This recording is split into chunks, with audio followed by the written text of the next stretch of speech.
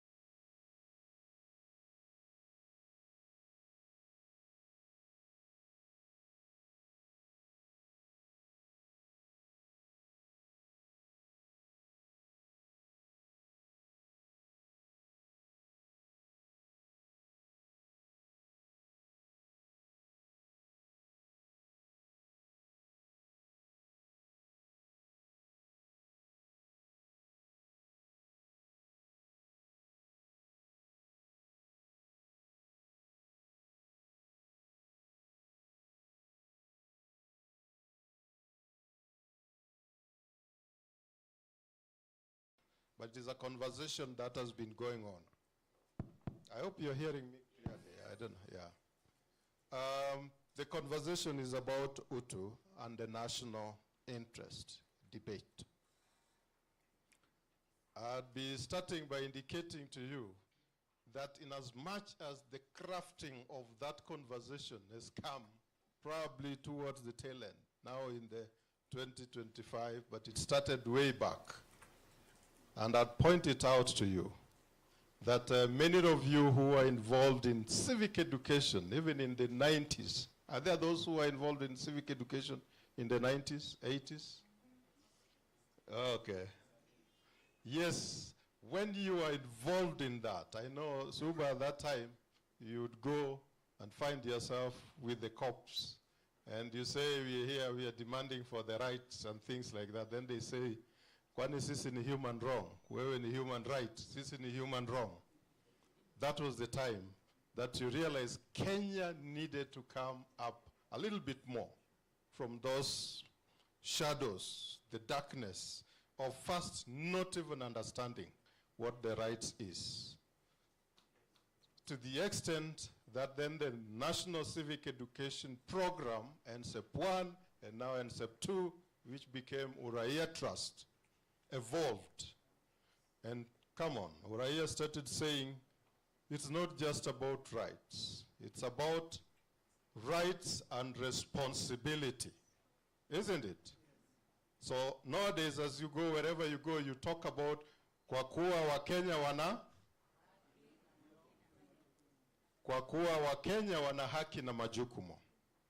And as you discuss that, then you realize that, okay, a lot of the conversations that have been going on here, I think I had one of the challenges from one of the educators saying, I really felt sad when after helping to facilitate civic education programs, you think you have really trained some educators, you have also caused awareness among the communities, but the outcome of the election, the decisions that they have made is not in line with what you think you taught them. Didn't you hear that being mentioned here? Those are part of the questions which made Uraia and us within it to start thinking, come on, it goes beyond just the education. It goes beyond the rights, it goes beyond the responsibility.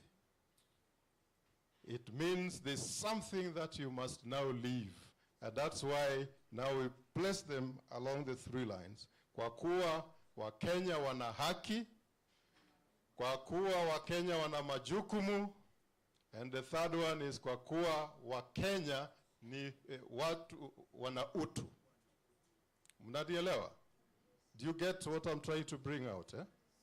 So with those three now, then you start realizing, okay, it goes beyond just knowing your rights. It goes beyond just exercising your rights. It goes to the character, the living of those rights, the fulfillment, and the dignity and respect of yourself and others. Then you start now thinking and acting UTU. So NIT has been just scanning across and looking at, okay, after 2010 we thought all the maladies, all the problems in this country would be sorted. How many of us here believe that that is what we thought we would have? That with the 2010 Constitution promulgated on 27th August of that same year, then we thought all our problems were sorted. How many believed the same way as I did at that time, that that new constitution was like the solution to everything? And how many of you are now disappointed that what we thought would be is not the practice? Many are not disappointed, so many are happy that the practice is actually as per the constitution. Because I've not seen the hands that are rising now. Or the question is, what was twisted? Did I twist the question? Should I repeat the question? Yes. The first question was, when we promulgated, it was Mwai Kibaki, the president, that was the authority allowed to promulgate the constitution at Uhuru Park on 27th August 2010. How many of us were so optimistic and hopeful and said that was the solution of almost all our problems? I was optimistic and I knew that that was the solution. Then the second question I've asked you is, how many of us are so disappointed that that is not actually true now? How many of us are now disappointed that what we thought just with that promulgation and all that, it is now not true that we have had solutions to the problem? The reason why I'm asking that is, even the conversations we are having, if there's no practice, it is as dead as a dodo. Wakristo watasema, faith without action is? Yes. So these are very natural and obvious things. So with that kind of a background, I would tell you that NIT has been trying to look at what essentially needs to be done. How do we ensure that we inculcate in the people, the community called Kenya, this nation, with that very wonderful preamble that the chair of Uraia recited for us? How would we ensure that the Kenyans live it, they feel it, they act it, their relationships are centered around it? That indeed, whatever else they do, they'll always think first about the key principles, for instance, the national values that are in Article 10 of the Constitution, the national values and principles of governance. That when we are thinking of leadership, that we are not deviating from Chapter 6, the leadership and integrity and the principle so succinctly clear that Kenyans would not start thinking of, oh, we'll be having some crazy, corrupt person as a leader. That would be having some crazy killer as a leader. That would be having some crazy person with all things which are not within the Constitution as the ones leading us, and that our resources are not safeguarded. That kind of a thinking and a holistic way of looking at it made us to start looking at what are the critical issues to look at in this country, and how can we help make Kenyans own them, know them, practice them, so that we do not continue blaming ourselves each and every day. When I say blaming ourselves, I know I'm saying something that is closer to you, because you've heard, whenever we talk about corruption, the first response by those who are corrupt, they ask you, who in Kenya is not corrupt? Haven't you heard that? Yes, so those defense mechanisms, as NIT we said, how do we start to address these issues? So we looked at so many of the areas. We came specific even to Article 43 of the Constitution. I'm happy because I'm repeating what had already been stated. I think somebody enumerated a lot about the Article 43. The Article 43 contained fundamental rights, the basic rights, centered around your own needs to survive. Health, education, water, housing, social security, isn't it? That we said, how can we ensure that those as provided are protected and fulfilled? So, that is a focus that NIT went through.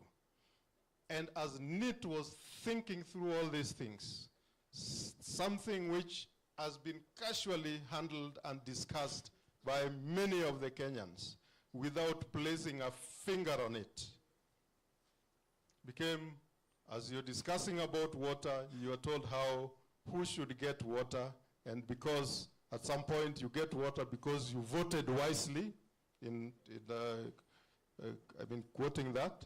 So with that, we realize that one thing which must be reinstated also is as a country, as a nation, the one we call one united and indivisible sovereign nation, we must first and foremost bring to the fore the discussion about what then should be our true north, the pillar around which all the discussions, as you're discussing your rights on 1, 2, 3, 4, but then they are focused on it in what we called the national interest. Bado tuko pamoja ama nimewacha wengine nyuma? Wangapi tuko pamoja na wakina nani kwa hii hall? Nataka kuona tu. Yes, it's good. When you are a teacher, you must also know that you're with the class. And by the way, at times, because this age, when you are using the phone and all that, you may not realize that you have actually veered off. So, ukiona mwenzako karibu na wewe, please just remind them to focus first. Just this first few minutes would be very helpful because we are laying the foundation on the discussion that we are to have. And to do this, we'll be doing this through a conversation anchored first by a warrior choker who will take us through what are the critical issues that we have been dealing with when it comes to UTU and the national interest. UTU and the national interest. So that when somebody is giving an interpretation, that interpretation is focused on the true north, which we are saying national interest of the sovereign republic of Kenya. Tuko pamoja mpaka hapo? So I would like to give our brother the first 10 or so minutes just to take us through what NIT has gone through in terms of the national, UTU and the national interest. After that, Ambassador would also be coming in, but I'll tell him when to come in. Thank you. Please go ahead with this. Okay, thank you, Boaz. Yeah, thank you for the introduction, very powerful introduction. This was a very stimulating day, listening to Dr. Are you hearing me? Yes. Thank you. Yes, listening to Dr. Mishai Mwangola, and then listening to our poet activists, the two of them. It's great stuff. I remember the first time we had Uraia convened the conference on UTU. It was somehow a difficult subject for people to understand. And we had to do a lot of work. We had to do a lot of sweating to get the message home. But now what I'm seeing, it's getting easier and easier. And through Uraia, the Kenya Music Festival has taken it up and taken the message to the kids down there. Now, the question is, why are we talking about UTU? And I'll ask my ICT guy to, if you can just project the first image. The first image.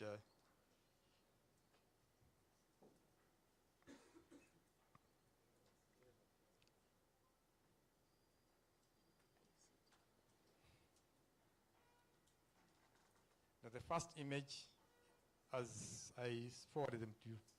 Not that one, the very first one. Yeah. Does this image ring a bell? Yes. Which place is that? Gaza. That is Gaza.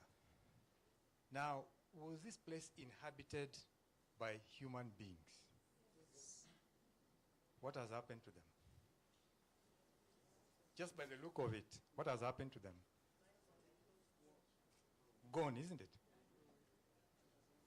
Almost, estimates say, almost 100,000 people have been murdered in Gaza.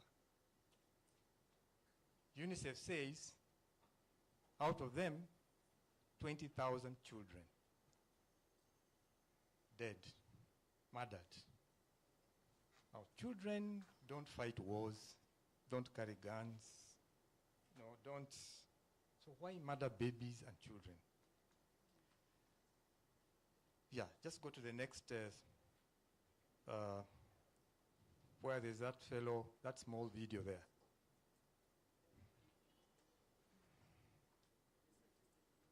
Yeah, just put on the video.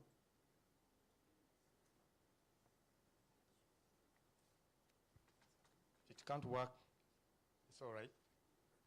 Can it work?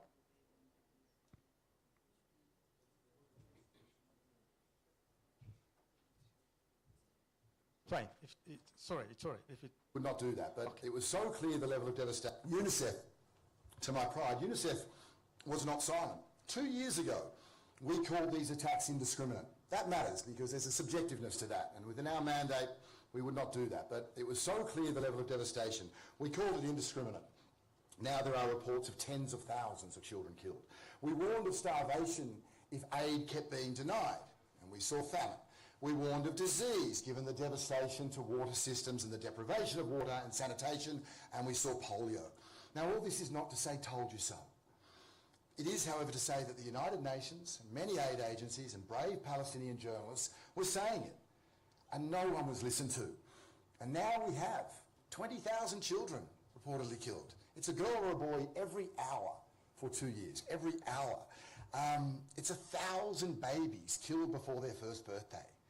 How on earth does that not resonate? International humanitarian law, it's not an aspirational ideal, right? It represents the bare level that humanity agreed to on the back of, periods like this. Thank you. Then let's come down to this third image. Now, does this look familiar? Yes. This is Sudan. Next door, we've come from Gaza. This is Sudan. Another genocide is taking place in Sudan as we are talking today. So, 20,000 children killed, no reason. Hundreds of thousands of people dead, no good reason. Sudan, thousands being killed, no good reason whatsoever. But all to do with resources. Greed. Greed for resources by big powers. So when we talk Utu, do you see Utu in those images? No. So when we say Utu, we are talking about a philosophy and ideology that we are supposed to embrace to save the world we are living in today. It's not just a Kenyan issue. When we say Utu, think of things happening in the world today. People who are dying for no reason. In Tanzania, thousands just died the other day. So when you say Utu, we as African people are saying, can we embrace Utu and use Utu to save our own humanity and possibly global humanity? Because the moral dividend is gone. The same powers that were behind sponsoring the genocide in Gaza are the same powers sponsoring the genocide in Sudan, all because of resources.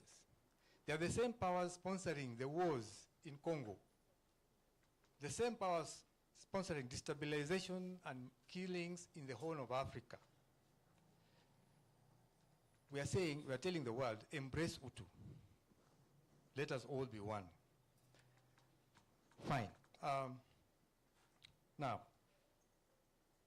we move on. Coming back home, that was, unfortunately, I was trying to do a PowerPoint, but troubling things got up. On weekends, Nairobi Funeral Home receives between 20 and 34 bodies of suicidal cases on weekends. These are youths. These are young Kenyans. This is coming from Nairobi County government. Now, when I saw that, I said, wait a minute. Every weekend, 20 to 30, how many are those in a year?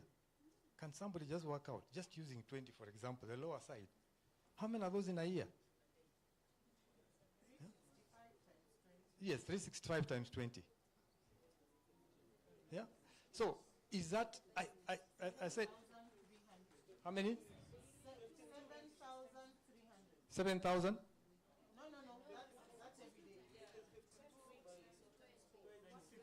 How many weeks? 900 and? About 1,000. Yeah. In a year? Okay. But this is happening every week. Why? What is wrong in society that young people who are supposed to have promise, looking forward to new life, creating new, new thinking, new innovations, and, actually building Kenya, are committing suicide? What is the problem in society? Okay. Now, these are UTU issues. Issues to do with UTU. What is it that we are not doing as a nation that leads to that? Fine. We'll come back to that. We'll say more about that. Then you ask yourself, now, what has this got to do with what Boaz mentioned, the national interest? And how did we get to discussing the national interest? Now, there's something. When we say the national interest, in our context, in the context of NEET, the national interest, we define the national interest as the paramount non-negotiable policy priorities and goals of the Republic of Kenya and the citizens. The paramount non-negotiable goals and policy priorities of the Republic of Kenya and the citizens. That is our aspirations as a nation, our highest aspirations as a nation. Those are what constitute our national interests as a sovereign African nation. Now, if I was to ask here, how many of you know Kenya's national interest? How many of you have come across a document saying these are Kenya's national interests? Because let me tell you something. If a nation hasn't bothered to define and safeguard its national interests, there's a term used about such a nation. It's called a vassal state. Now, a vassal state, you know what that means? A vassal state? A vassal state is a state which has no control over its destiny. The destiny of that nation is controlled by other powers. Yeah? They come and tell you, which is what they do here, by the way. IMF comes and says, now, bei ya mkate mtaongeza, bei ya mafuta mtaongeza, bei ya nini unga mtaongeza, that's what led to the Gen Z, isn't it?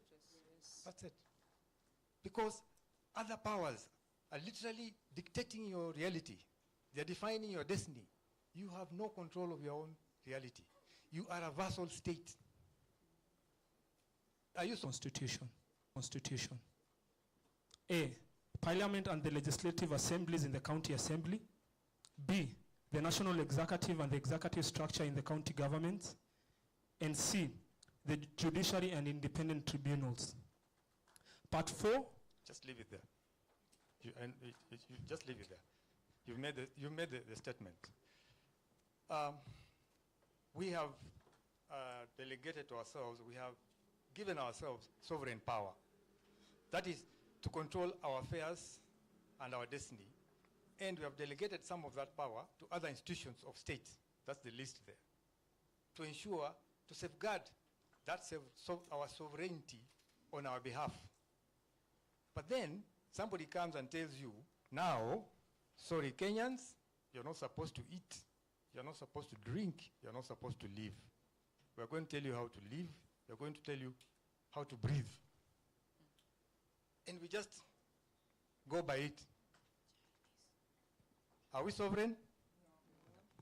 Now, as an individual, if you are not able to control your own destiny, if you are not able to define your own interests, now we are coming to the individual level. That is you and me. What are you called? If somebody else is the one telling you what to do, sit here, stand up, sit, stand up. Open your mouth, shut. What do we call you? A puppet? Or a pawn? A pawn. Yeah. Now, we need to ask ourselves, according to Article 1, where we have given ourselves all sovereign